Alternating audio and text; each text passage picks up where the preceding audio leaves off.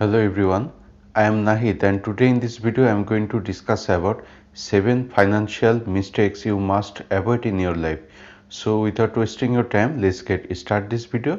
So number 1 financial mistake is not saving money for emergency moment in future.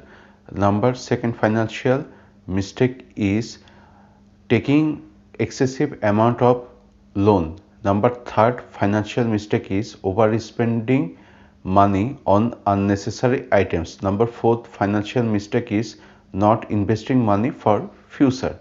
Number fifth financial mistake is do not have any retirement plan and not know what to do in future after retirement. Number 6 financial mistake is not diversify income and depending on single source of income.